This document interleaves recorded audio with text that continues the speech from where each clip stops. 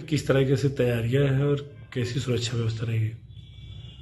देखिए, अयोध्या हमेशा से संवेदनशील क्षेत्र होने के नाते यहाँ पर पहले से ही सुरक्षा योजना के अंतर्गत हम लोग अपनी सुरक्षा ड्यूटियों को जो भूमिका देते हैं और उसके बाद उसकी सम्यक उसका अनुसरण करते रहते हैं।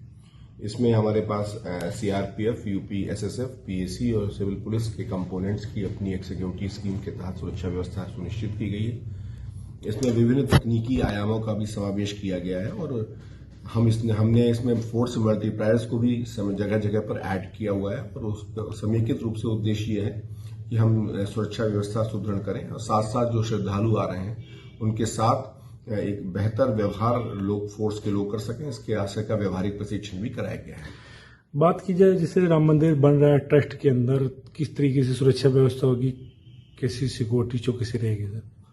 देखिए, सुरक्षा हम लोगों ने जो इसमें पूरी की पूरी जो हमारी नई सिक्योरिटी प्लान है उसके तहत कोई भी व्यक्ति जाएगा तो उसे एक फैसिलिटेशन सेंटर है उसके तहत गुजरना होगा, सिक्योरिटी चेकअप्स हैं उसके तहत उसके जाना होगा।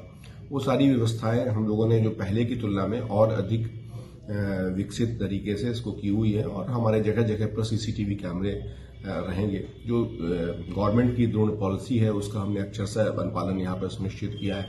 कोई भी बिना अनुमति के कोई ड्रोन इस एरिया में अगर उड़ते हैं तो उसमें हम जवाबदेही तय करेंगे, कठोर कार्रवाई करेंगे।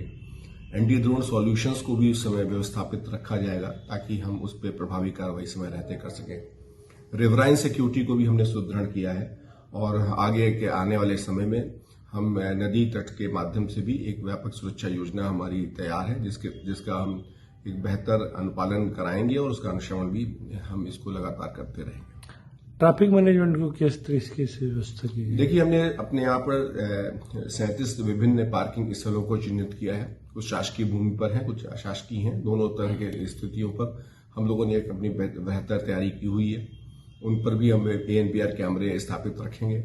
हम एक एडवांस सिस्टम भी विकसित करने पर कार्य कर रहे हैं जिससे कि लखनऊ से चलने पर ही आपको पता चल जाए कौन सी पार्किंग आपके लिए खाली है, कौन सी पार्किंग आपके लिए अभी उपलब्ध नहीं है। हम उसी तरीके से ट्रैफिक मैनेजमेंट सिस्टम करेंगे। डिफरेंट स्क्रीन्स के माध्यम से भी लोगों को इस तरह से अवगत कराया जाएगा कि उनको किस तरफ जाना ठीक रहेगा। समय समय पर एडवाइजरीज हमारी वेबसाइट के माध्यम से जो कि हम उसको भी लोगों को बताते रहेंगे और विभिन्न चैनल्स के माध्यम से भी।